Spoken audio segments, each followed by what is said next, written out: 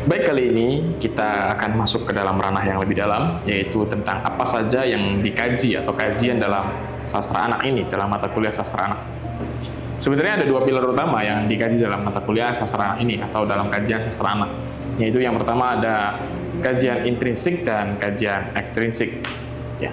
Kajian intrinsik itu sebenarnya adalah kita mengkaji dari aspek-aspek atau faktor-faktor yang membangun dari sebuah karya sastra anak itu sendiri, seperti alur, penokohan, tokoh, tema, amanat, dan sebagainya, latar tempat, dan sebagainya. Nah, itu akan kita kaji.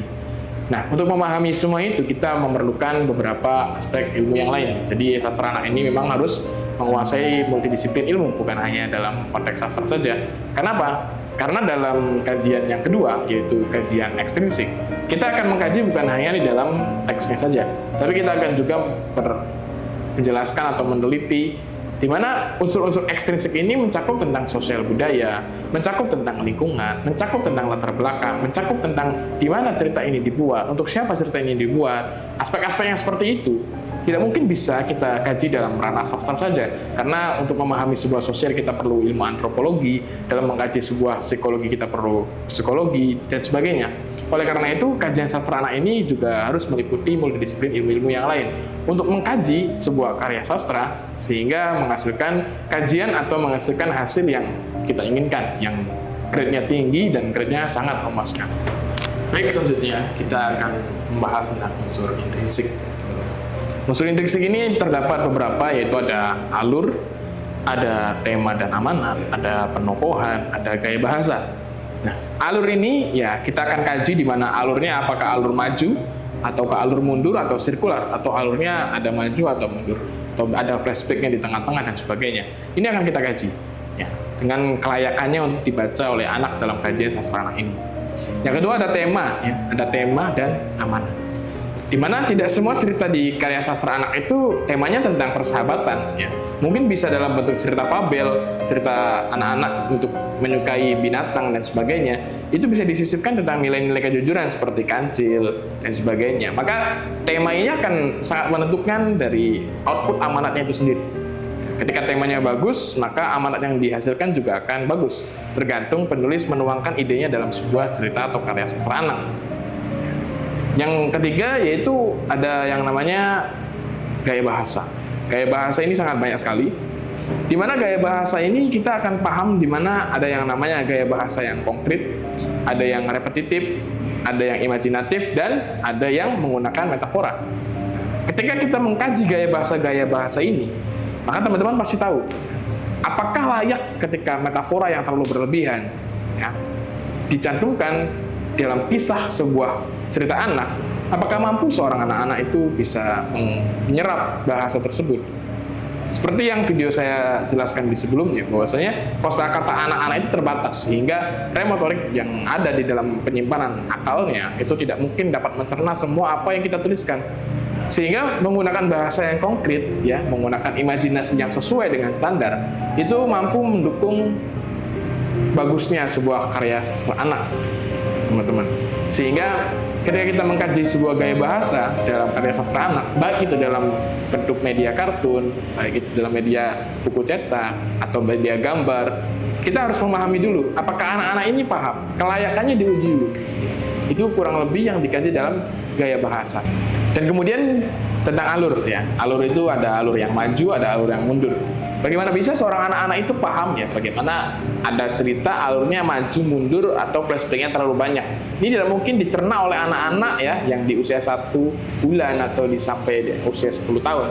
Mereka nggak mungkin paham, sehingga rata-rata cerita anak itu alurnya maju ya. Sehingga anak-anak juga akan paham, lebih gampang mencernanya. Kemudian ada tema ya. Tema ini ada dua ya, baik secara eksplisit maupun implisit ya. Baik secara tertulis maupun tidak tertulis. Nah, ini bisa kita kaji dalam kajian mata kuliah sastra anak. Baik itu kajian-kajian sastra yang sudah ada maupun kajian-kajian sastra yang kontemporer. Kemudian kita membahas tentang tantangan-tantangan dalam mengkaji sastra anak. Dalam sastra anak ini tentu kajiannya sangat banyak, baik itu tantangan maupun peluang pastinya.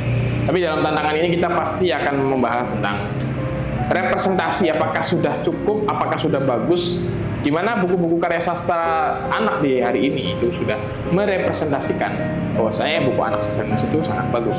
Kemudian juga dilihat dari segi kualitasnya, baik itu visualnya, kertasnya, dan sebagainya macamnya, apakah itu sudah merepresentasikan ataukah belum. Ya. Sehingga kita dapat menilai bahwasanya kajian-kajian sastra anak itu bukan hanya tentang materi saja, tapi juga kita langsung kepada lapangan. Kenapa banyak sekali buku-buku cerita anak itu kertasnya tebal? Kenapa? Karena ya rawan sekali sobek. Rawan sekali sobek bagi anak-anak yang di usia di bawah 5 tahun, di mana mereka tidak tahu bahwasanya buku itu cepat sobek. Kemudian topik yang sensitif.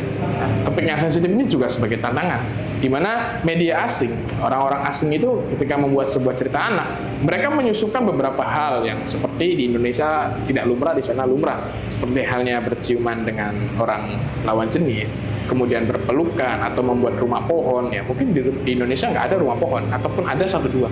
Tapi di mana media-media massa di asing menciptakan buku-buku karya sastra anak, itu harus kita menjadi tantangan, di mana topik-topiknya ada topik-topik yang sensitif, di mana mereka di dunia barat mengharapkan sosok pahlawan, sehingga rata-rata cerita kartunya adalah cerita-cerita tentang pergulatan dan sebagainya macamnya.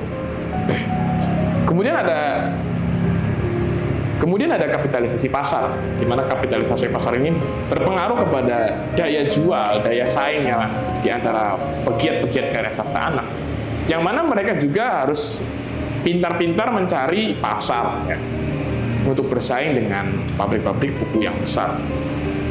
Kemudian ada disrupsi digital, di mana disrupsi digital ini pasti kita akan bertanya-tanya tentang efektivitas e-book ya, efektivitas e-book dalam kajian sastra anak atau dalam sastra anak itu sendiri.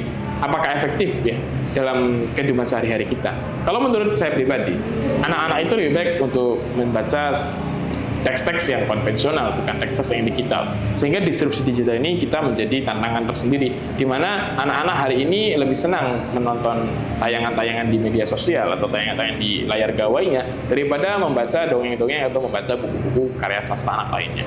Kesimpulan dari apa yang telah kita pelajari bersama-sama, yaitu adalah karya sastra membutuhkan 2 hal dalam kajiannya, yaitu yang pertama adalah multidisiplin ilmu, untuk mengkaji 2 pilar utama, yaitu kajian intrinsik dan kajian ekstrinsik, di mana kajian-kajian tersebut memerlukan aspek-aspek yang lain seperti halnya ilmu-ilmu dari pakar psikologi, pakar lingkungan, dan pakar kehidupan dan sebagainya.